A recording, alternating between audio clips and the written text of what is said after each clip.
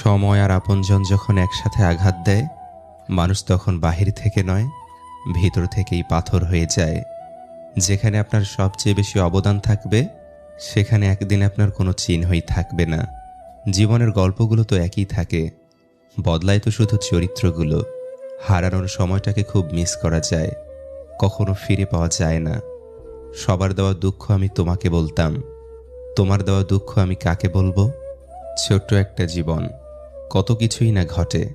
একই আকাশের নিচে কেউ বা হাসে, কেউ বা কাঁদে। ধৈর্য ধরা শিখলাম, মানিয়ে নেওয়া শিখলাম, নিজেকে সান্ত্বনা দেওয়া শিখলাম।